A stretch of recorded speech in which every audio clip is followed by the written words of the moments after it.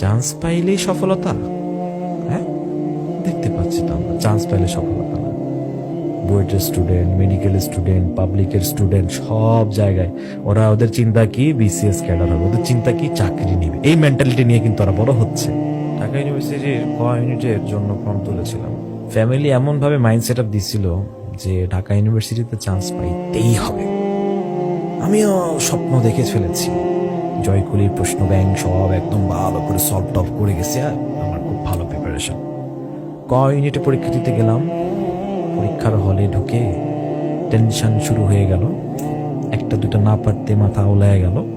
দেখা গেল যে 20টা না কয়টার মতো আর কি সঠিক করছিলাম, বাদ বাকি আন্দাজে ঢাকায় চলে আসার পরে খুব মন খারাপ হলো। বাসায় আর ঢুকলাম না। এদিক সেদিক ঘোরাঘুরি করে বন্ধু বান্ধবদের সাথেও দেখা না করে খুব মন খারাপ নিয়ে আর কি বাসায় প্রবেশ করলাম। মাথার ভিতরে অনেক চিন্তা আসলো, আমি তো চান্স পাবো না, কি করবো আর। তো আল্লাহ আমাকে একটু ভুলে যাওয়ার একটা গুণ দিয়েছেন আর কি, নিয়ামত বলবো, যে কষ্টগুলো ভুলে যাই, মানে যেগুলো খারাপ লাগা আছে বেশিক্ষণ থাকে না। এটা একদিক দিয়ে ভালো। তো দেখা গেল এই সময়টা আমি আবার ভুলে গেলাম। আচ্ছা ঠিক আছে, কি হবে এখন, আরেকটা আছে, ডি ইউনিটের পরীক্ষা আছে, লেটস ট্রাই ইট। তো একটাতেও চান্স পাইনি পাবলিকে, মাশাআল্লাহ আলহামদুলিল্লাহ। আমি এটাকে ডিমোটিভেট করছি না, আমি তাদেরকে বলছি যারা অ্যাডমিশনের জন্য প্রিপারেশন নিয়েছেন, আপনাদের পিতামাতাদের অনেক আগ্রহের কারণে, নিজেদের আগ্রহের কারণে মনে করেছেন যারা ঢাকা ইউনিভার্সিটি, ঢাবিতে যারা পড়ে, বুয়েটে যারা পড়ে, মেডিকেলে যারা পড়ে, সর্বোপরি পাবলিকে যারা পড়ে, তারা খুব স্মার্ট বা তাদের লাইফ একদম শাইন হয়ে যাবে এক নিমিষের ভিতরে। মানে ওখানে যারা চান্স পাবে তারা একদম লাইফ শাইন করতে পারবে, এবং ওদের বাহিরে যারা পড়বে তারা কিচ্ছু করতে পারবে না, বা পড়াশোনা যারা ছেড়েও দিবে তারাও কিচ্ছু করতে পারবে না।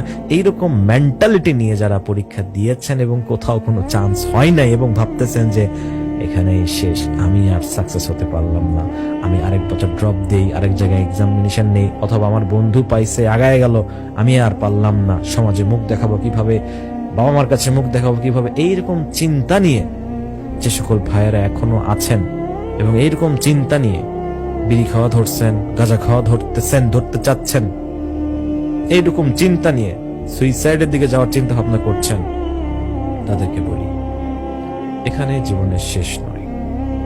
তথাকথিত পুঁজিবাদী বিশ্ব তাদের এই এডুকেশনাল সিস্টেমটা এমন ভাবে সাজিয়েছে, পদে পদে আপনাকে বুড়ো বানিয়ে দিবে, আপনার কাছ থেকে টাকা খসতে খসতে আপনার পিতামাতার পিঠের চামড়া মানে একদম ঝাঁঝরা করে দিবে, ঠিক আছে, ঘামে ঘুমে মানে পিতামাতার অবস্থা খারাপ হয়ে যাবে, তাদের জুতা ক্ষয়ে যাবে আপনার পড়াশোনার খরচ বেয়ার করতে করতে।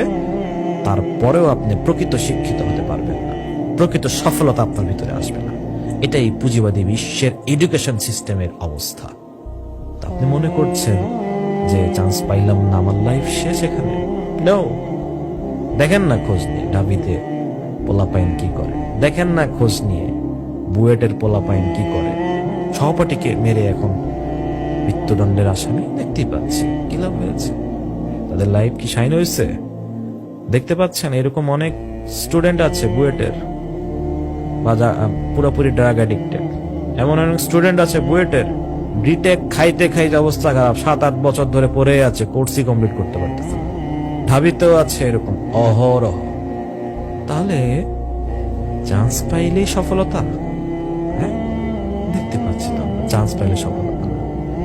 বুয়েটের স্টুডেন্ট, মেডিকেল স্টুডেন্ট, পাবলিকের স্টুডেন্ট, সব জায়গায় ওরা ওদের চিন্তা কি বিসিএস ক্যাডার হবে, ওদের চিন্তা কি চাকরি নিবে। এই মেন্টালিটি নিয়ে কিন্তু ওরা বড় হচ্ছে, এবং দেখা যাচ্ছে যে চাকরির ক্ষেত্রে 3000 কোটা, 4000 কোটা, ক্যান্ডিডেট 5 লাখ, 6 লাখ, 7 লাখ, সবাই চাকরি পাবে? বলেন, সমাজ কি দেখায়? যে চাকরি করে সেই ভালো, সেই বড়, তার অনেক স্ট্যাটাস। আর যে ব্যবসা করে কামায় 1 লাখ টাকা মাসে, 2 লাখ টাকা মাসে, তাকে সমাজ গুরুত্ব দিতে চায় না।